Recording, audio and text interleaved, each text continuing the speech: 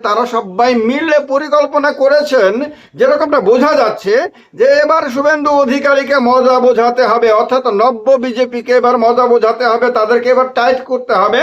এবং যেমন ভাবে দিলীপ ঘোষকে আপনার লোকসভা থেকে আউট করে দেওয়া হয়েছিল একটা কঠিন কেন্দ্রে দাঁড় করিয়ে, তার এলাকা থেকে অনেক দূরে, সেই রকম ভাবে এবার শুভেন্দু অধিকারীকে কঠিন চ্যালেঞ্জের মুখে দাঁড় করিয়ে দেয়া হবে, যাতে তিনি যদি পাশ করতে না পারেন তাহলে বিধানসভা থেকে আউট হয়ে যাবেন।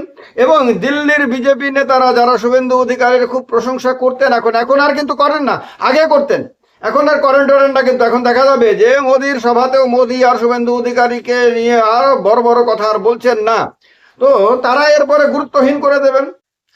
বন্ধুরা নমস্কার। বিজেপির মধ্যেই গোষ্ঠীবাদীর শিকার হয়েছেন শুভেন্দু অধিকারী। তাকে কি শ্রমিক ভট্টাচার্য ফাঁসিয়ে দিয়েছেন? তাকে ভবানীপুরে মমতা ব্যানার্জির মুখে রাজনৈতিকভাবে ঠেলে দিয়ে এবং নন্দীগ্রামে একই সঙ্গে দাঁড় করিয়ে বিজেপির ভেতরে যে শুভেন্দু অধিকারীর যে বিপরীত লবিগুলো রয়েছে, তারা কি বড় কোনো খেলা করে দিয়েছে নির্বাচনের আগেই? শুভেন্দু অধিকারীর রাজনৈতিক ক্যারিয়ারটাকে নষ্ট করে দেওয়ার জন্য কি আভ্যন্তরীণ গোষ্ঠী কোন্দলের একটা খেলা বঙ্গ বিজেপিতে হয়েছে বিধানসভা নির্বাচনের আগে? এই কথাগুলো আমি বলছি না, এই কথাগুলো আমি শোনাবো আপনাদেরকে। এই কথাগুলো এমন একজন ব্যক্তি বলেছেন যিনি বিজেপির লোকসভার ক্যান্ডিডেট ছিলেন। তার নাম রন্তিদেব সেনগুপ্ত। তিনি সাংবাদিক, তিনি সাহিত্যিক, তিনি আরএসএস এর পত্রিকা হিসেবে পরিচিত স্বস্তিকায় সম্পাদক ছিলেন 2021 পর্যন্ত, যিনি 2019 সালে হাওড়া থেকে বিজেপির লোকসভা ক্যান্ডিডেট হয়েছিলেন। সেই রন্তিদেব সেনগুপ্ত, যার সঙ্গে একটা সময় আমি যখন সাংবাদিকতা করতাম তার সঙ্গে দেখা হয়েছিল, একদিন অনেকক্ষণ বসে গল্প হয়েছিল। সেই রন্তিদেব সেনগুপ্ত বিভিন্ন সোশ্যাল মিডিয়া চ্যানেলগুলোকে ভাষণ দিতে গিয়ে যে কথাগুলো বলেছেন, আমি আপনাদেরকে এখন সেগুলো শোনাবো। অবাক হয়ে যাওয়ার মতন, কারণ একজন বিজেপির বড় নেতা এবং সংঘের খুব ঘনিষ্ঠ ব্যক্তি, সেই ব্যক্তি বলেছেন, গলা বাজিয়ে কথা বলেছিলেন শুভেন্দু। বলছেন শুভেন্দুরা চেষ্টা করেছিলেন ভবানীপুরে দিলীপ ঘোষকে ঠেলে দিতে।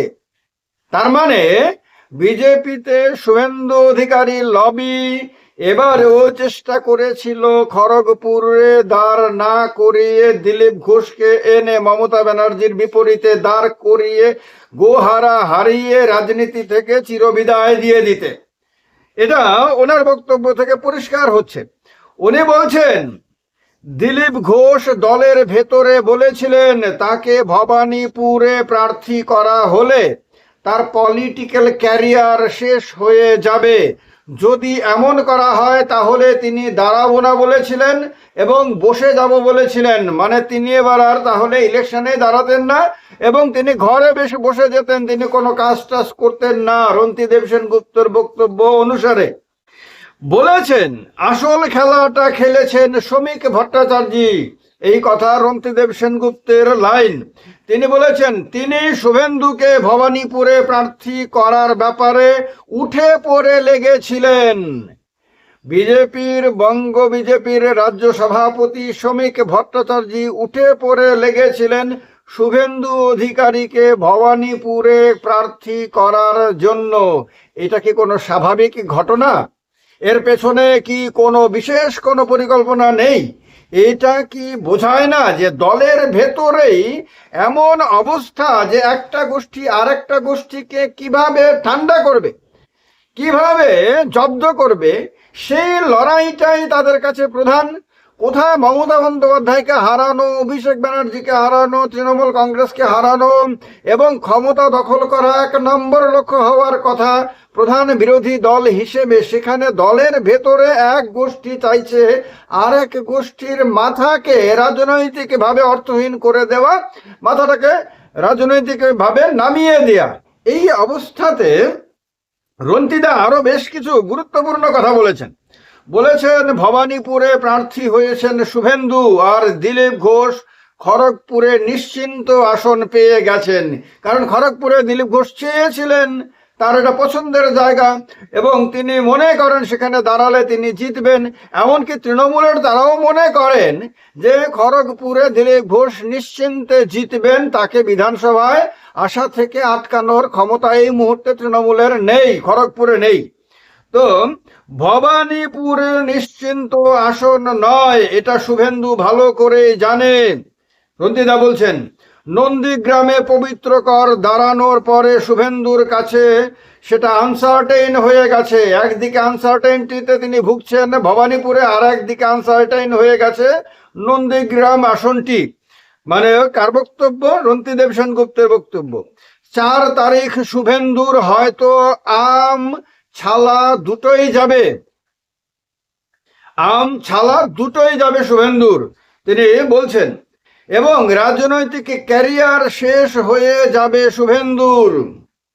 ভবানীপুরে মানুষের মধ্যে মমতার প্রতি একটা অদ্ভুত আবেগ আছে, সেই আবেগটা শুভেন্দু কেড়ে নিতে পারবেন না।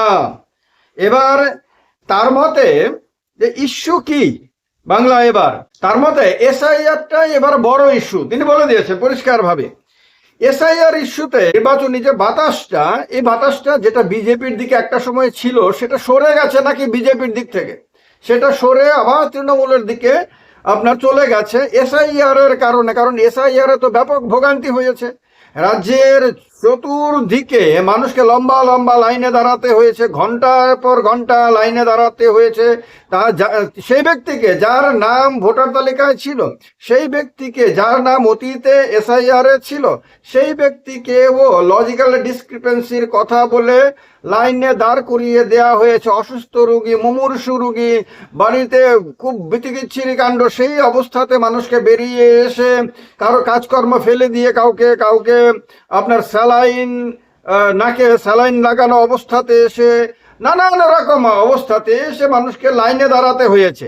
তো এই যে যন্ত্রণাগুলো মানুষ এবার পেয়েছে, মানুষকে দিয়েছে নির্বাচন কমিশন বিজেপিকে খুশি করার জন্য, যেরকমটা অভিযোগ, সেগুলোতে মানুষের মধ্যে একটা বিরক্তি দেখা দিয়েছে। এবং তার কারণে এবার যে প্রচার অভিযান, যারা 2021-এর নির্বাচনী প্রচার অভিযান দেখেছিলেন, যারা 2024-এর প্রচার অভিযান দেখেছিলেন বিজেপির, তারা এবার 2026-এ প্রচার অভিযান দেখছেন, কোথাও কিন্তু উন্মাদনা নাই। অনেক জায়গাতে দেখা যাচ্ছে ক্যান্ডিডেট গিয়ে ঘুরছেন, মানুষের কোনো ভিড় টির নাই, অল্প কিছু লোক সঙ্গে গিয়ে ঘুরছে, এইরকম একটা অবস্থা। তার মানে বোঝা যাচ্ছে যে মানুষের মধ্যে একটা প্রবল বিরক্তি। কিছুদিন আগে রথযাত্রা বের করেছিল, রথযাত্রাতে দেখা গেছে লম্বা লম্বা রাস্তা, দুদিকে বাড়িঘর, দোকানপাট সব আছে। শুভেন্দু অধিকারী এবং অন্যান্য নেতারা মিলে রথের মধ্যে দাঁড়িয়ে হাত নাড়ছেন, কিন্তু দুদিকে কোথাওই মানুষকে দেখা যাচ্ছে না যে তাদের দিকে হাত নাড়তে। অর্থাৎ মানুষহীন রাস্তার মধ্যে তারা রথযাত্রা করেছেন। এগুলো প্রচুর ছবি, এরকম ভিডিও এরকম ভাবে ভাইরাল হয়েছে এই সময়টাতে। তো বোঝা যায় যে এসআইআরটা বুমেরাং হয়ে গেছে। এসআইআর এর কারণে মানুষের মধ্যে একটা ক্ষোভ তৈরি হয়েছে, আর ওই ক্ষোভটা রন্তিদেব সেনগুপ্ত বুঝতে পারছেন। তিনি বলেছেন যে ও অনেক ক্ষেত্রেই বিজেপির ধরাশায়ী হওয়ার সম্ভাবনা আছে। শুভেন্দুর তো আছেই, শুভেন্দুর অতি কথনের অসুবিধা আছে, এইরকম অনেকগুলো কথা, আরো অনেক কথা বিভিন্ন টিভি চ্যানেলকে, বিভিন্ন আপনার সোশ্যাল মিডিয়ার চ্যানেলকে সাক্ষাৎকার দিতে গিয়ে আপনার এই রন্তিদেব সেনগুপ্ত বলেছেন। তো এইগুলো যে তিনি বুঝতে পারছেন, তিনি যেমন বুঝতে পারছেন, এগুলো সবাই বুঝতে পারছে, বাদবাকিরা বুঝতে পারছে না।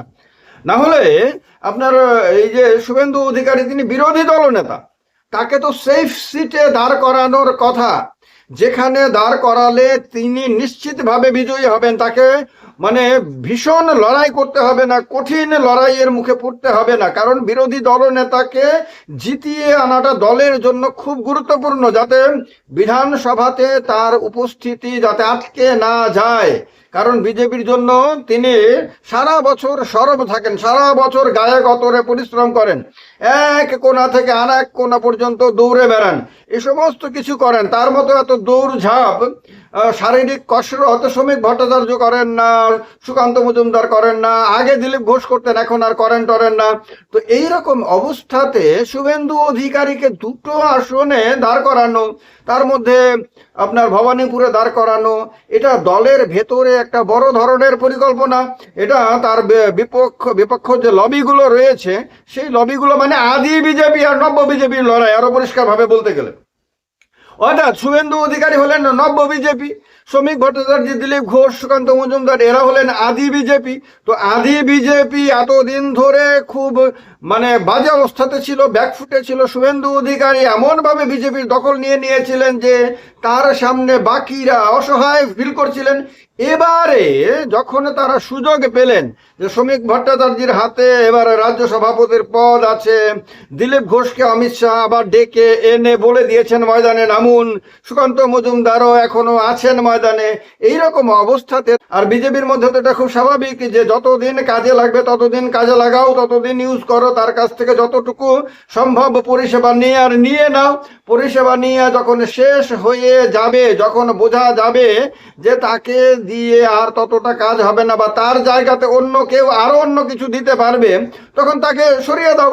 তো এই যে কালচারটা বিজেপির মধ্যে তৈরি হয়েছে এটা সবাই বুঝতে পারেন। তো এই রকম অবস্থাতে শুভেন্দু অধিকারীকে বিজেপির আদি নেতারা মিলে এবার এমন লড়াইয়ের মুখে ফেলে দিয়েছেন, আর ওদিকে সম্ভবত তৃণমূলকেও তারা বার্তা দিয়ে দিয়েছেন যে আমাদের দিক থেকে আমরা যা করার করলাম, এবার আপনাদের দিক থেকে আপনারা এমন লড়াই দিন, এমন চ্যালেঞ্জ দিন যাতে মহাশয় এবার রাজনৈতিকভাবে অর্থহীন হয়ে যান।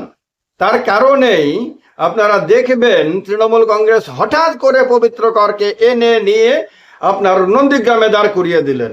মমতা বন্দ্যোপাধ্যায়ও ভবানীপুর থেকে অন্য কেন্দ্রে চলে না গিয়ে ভবানীপুর কেন্দ্রেই দাঁড়ানোর ঘোষণা দিয়ে দিলেন। তো পরিষ্কার বোঝা যাচ্ছে যে বঙ্গ বিজেপির নেতাদের এবার লড়াইটা দ্বিমুখী হবে।